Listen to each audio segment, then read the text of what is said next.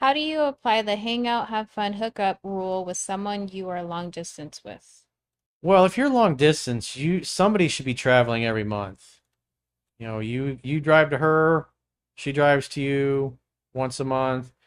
If they're, if you're, because when I've done international dating, it's usually what would happen. The girls would come stay with me for like 90 days in essence, live with me, and then they would go back, and then I go visit them, spend a few weeks in their country, and then I would come back.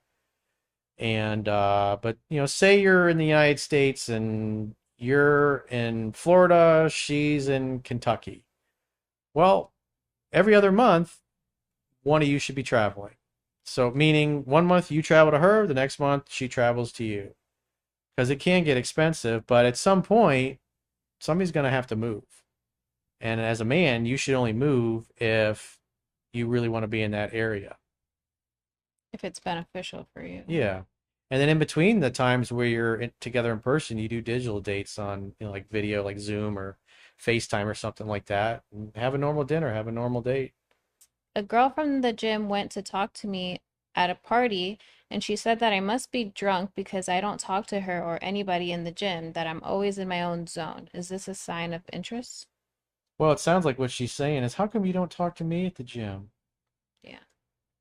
And so you could have just said, well, I'm talking to you now. What's your story? What are you all about? Kind of cute. Who talks in the gym though? I think that's normal. It's a weird flirt from her It definitely side. seems like she's interested, but that's what women do. They put themselves into your orbit, and so she put herself into your orbit. She clearly noticed you. And again, what she's really saying is, how come you don't come and talk to me? Why don't you like me? Everybody else hits on me. So I would assume, yes, she likes you. Or some women, I've seen videos where they're standing in front of the man or a man at the gym and then they're doing like some bend over Oh, yeah. exercise. Oh my Hey, look at my gosh. camel toe.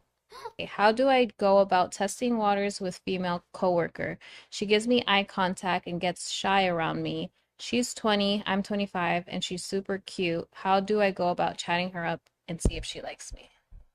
Well, just ask her some questions.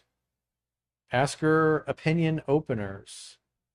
It sounds like you have not practiced your small talk very much, but you see a girl, you like her, and you're just kind of freezing up. So you probably should practice your small talk more. But if the girl actually really likes you, she's going to come over. Ask her questions. Ask her something about what she's wearing or what she loves to do for fun. These are just like basic questions, and see what her interest is. Is she playing with her hair? Is she touching your arm? Is she asking you personal questions? Because if you're working with a girl and she likes you, she's going to come over and make it easy to talk to her. But if you're too scared to talk to her, then you probably should focus first on practicing small talk with people anywhere and everywhere and get good at that before you start. Because what'll happen is every time you approach a girl that you like, you'll just freeze up and get all in your head. So you just haven't rehearsed small talk enough, and that's your problem. In your experience, how long does it take to reattract an ex? Well, it takes time for a woman to fall in love. It takes time for her to fall out of love, and it takes time for her to fall back in love. So let's say she dumped you. You went no contact. You're following what's in Seven Principles Get an Ex Back, the article and video I did probably, 10, 11 years ago at this point. And she reaches back out to you. Well, if she reaches back out to you, it depends. If she's got another guy, you might not hear from her for a while. But if it's only been a few weeks or a month or two and she hasn't met anybody else, she'll probably reach back out at some point and then just make a date. So it really depends on the situation. That's why in between now and when you're waiting to hear from her, you should be learning the book. You should be practicing it with other women and get yourself some other choices and other options. Because if she does come back and you haven't bothered to read the book and learn the material, then you're going to chase her right back out of your life for exactly the same reasons that she dumped you the first time around. It's how to move on fast and easily. Find somebody new. Get a hobby. Find somebody new. Get busy. Get out of your house.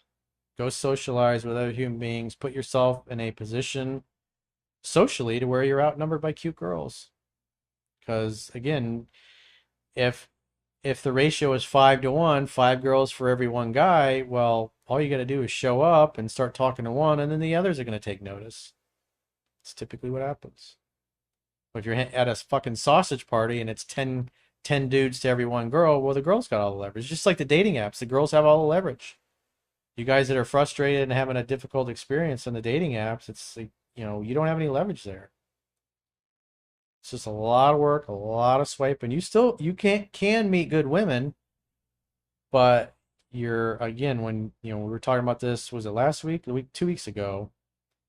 And when a pretty girl can go on there and get 800 fucking likes in a couple of days, and you're getting 3 or 4 likes a month, you're spinning your wheels. How to keep the romance alive when your long-term relationship, when your girlfriend's 2 hours away. Well, if you're only 2 hours away, then every other weekend, one of you should be hopping in the car and driving to each other. You got to spend quality time together. You got to date and court your girl continuously. And if you don't do it, eventually some other guy's going to date her for you.